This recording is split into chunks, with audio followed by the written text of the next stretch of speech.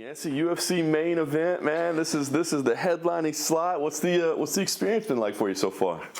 It's been great, man. I mean, I've taken this all in full stride. I'm coming off of 3 wins, and UFC wanted a main event out of me, and I was like, yeehaw, I'm your Huckleberry. We always hear about, all the added responsibilities and media obligations and just the stuff that becomes kind of a hassle. Mm-hmm. How's that been for you?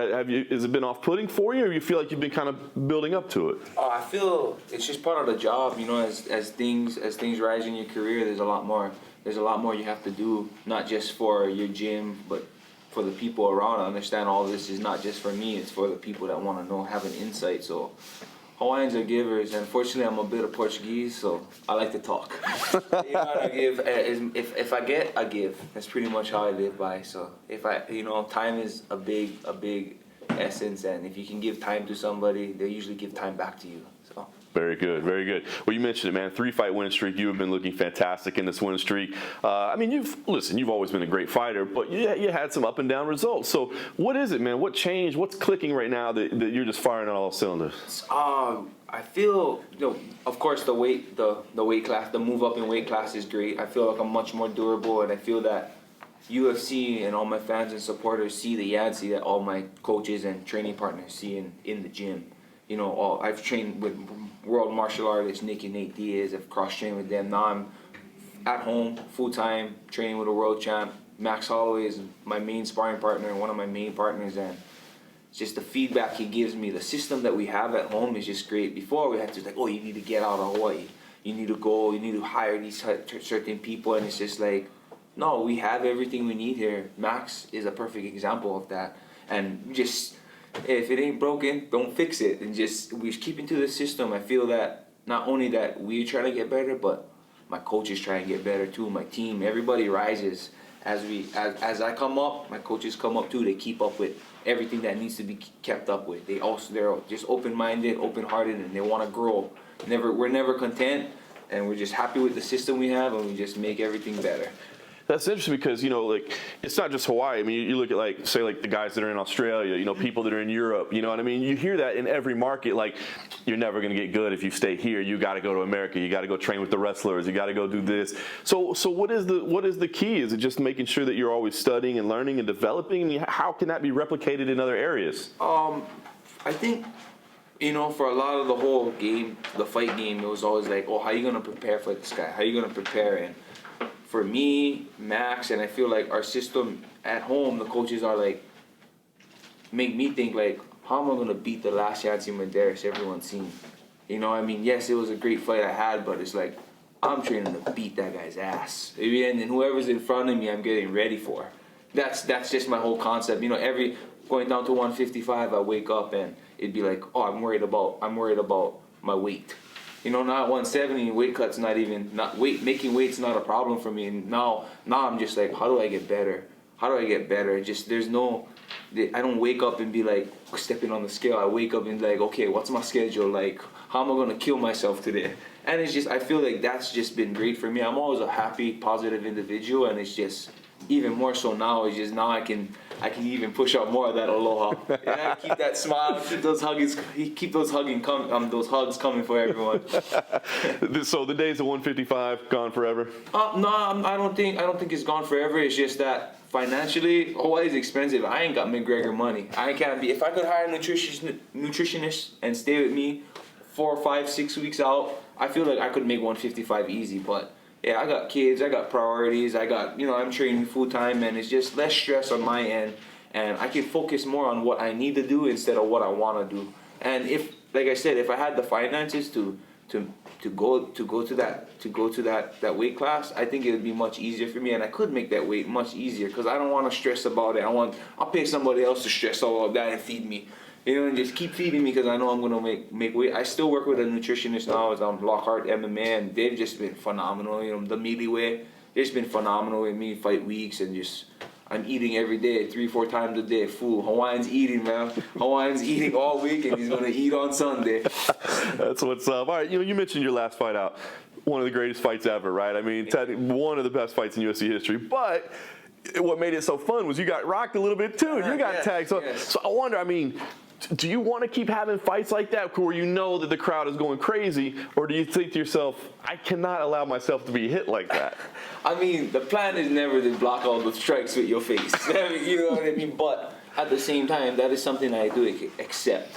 I don't expect that, but I accept it. I accept that this is the fight game, and the last fight, Cowboy, I really misjudged his athleticism and his length. And then that's if I watch my fight over and over, and I'm just like, wow, he was faster than I thought he would have been. He was longer than I thought he was, and I had to make those adjustments. I had to make the adjustments, and I feel that I made those adjustments at the end of the first round, second round, and third round. And it's just first round, I was very emotional. Getting very emotional. He dropped me. I was like, oh, I gotta get him back. He dropped me again. I'm like, oh, even more. I gotta get him back. And now I'm like, no, you got 10 more minutes with this fool. You know what I mean? You don't need to finish the fight and every punch. No, get back to what you train with. You're a mixed martial artist. You're a martial artist. You need to stay composed. You don't see Bruce Lee getting all crazy in there, right? He's always mellow and he's composed, and it's just like, look at all the champions. The composure is just up there. They're always well composed. Look at Max. All these guys, there's the mental, physical composure that they produce out there is just, it's unreal. I love it. I love how they portray that, and it's just, I sponge off of all of that, and just, you can't get emotional in this game to a fact where you start losing and trying to change the tide with one hit, one strike. That those days and ages are growing, is getting old, and it's like, it does happen, but it's getting less and less and less. And you see that, like, a lot of guys are durable, and a lot of guys can take a beating and punishment, but that's not the game of you being the best. The champs don't take a lot of damage. If you look, They don't take a lot of damage. They're in there. Look at Demetrius Johnson. That guy rarely gets hit. And he's a perfect example of a great fighter, because he just keeps getting better and better. And that's him, Max. Those are all guys that I look up to. Yes, I have a style like Nick and Nathan. I feel it's that be killed attitude, but I hang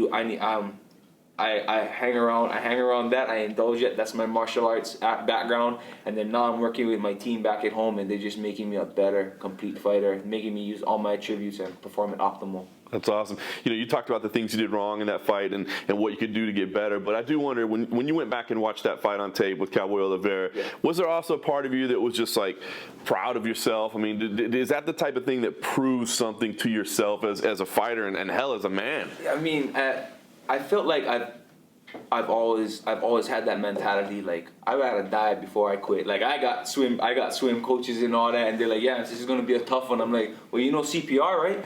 Okay, drown me. Like, I'm accepting it. Like, that's why the ref is there. The ref is there to watch out for my safety. So the last thing I'm worried about is my safety. I'm worried about putting on a show, winning, and giving the crowd a show. Like I said, this is a business of entertainment. And how long are you gonna be in this business to make money? And the crowd want to see finishes. They don't want to see decisions. Regardless on how much of a fight fan you are to any fighter, they don't want to see you not being entertaining. You could be the greatest martial artist, the greatest fighter in the world, but if you can't bring that entertainment to the octagon, you're only going to be an asset to the company, not an investment. And that's what I'm working for. I like that. Be an investment to this company. Cowboy's a company man. I feel like I'm a company man. I need to get paid, and you take care of the company's going to take care of you. I like that, man. So you talk about this matchup with Cowboy Cerrone. I mean, a guy that's been around forever, a guy that his attitude, his ability to fight, it's legendary as well. So when they came to you with this name, was it excitement right away? Oh, yeehaw. Yeehaw. I literally said to my man, yeehaw, I'm your Huckleberry. So give me that contract, I'm going to sign it, and I will step on that scale Saturday. And I will step into that octagon. I actually wanted to fight him on May 3rd. He was asking for a fight. Manager screenshot him on IG. He's like, oh, asking for a fight, whoever wants to fight. I'm like, right there, tell Sean Shelby, I'll fight him. I respect Cowboy to the utmost. I feel like I just met him the other day, and he's just like, hey man, yes, how you doing, my man? I'm just like, man, I can't be mad at this guy. I can't, like, he's just like freaking, seems like he's part Hawaiian over here. He's just so nice and all that. But like I said, this is the business of entertainment, and we're gonna put all emotions aside, and we're gonna do work, regardless of how much I like the person or how much I hate them, which I really don't hate anyone. But it is what it is when it comes to putting work in, because in the end, I'm still going to shake your hand and I'm still going to give you your respect. Not as a fighter, but as a man. I feel I give everybody that. You know, respect is mutual, and you got to give that to get that. Very nice. When you prepare for fights, I mean, are you a tape study guy? And the reason I ask is, you know, Cowboy, he entertains, no doubt about it. But he's come up short lately. And I just wonder, when you look at, I mean, do you see a diminished version of Cowboy at all? Or do you feel like just some things haven't gone his way? What did you see? I've never thought that. I'm not taking his three losses into consideration and seeing that he's on a downfall. It happens. We hit a rough road in the patch, but he's a fighter. You can't deny that. And fighters are gonna fight, and you're gonna get better. I'm expecting the best Cowboy in there on Sunday in this octagon, and I'm not taking anything away from him. Like I said, there's a reason why he fights 100 times a year, because he's a fighter, and I'm not. He's saying he's gonna bring that ass whooping back, and that's what I expect, and that's what I want, because Hawaiian's ready for an ass whooping, because I'm gonna give it. I'm gonna give all my aloha, and I'm gonna give all my heart. I love it, man. Well, you know, you win here. This will be a signature win for you. You'd be on this nice winning streak.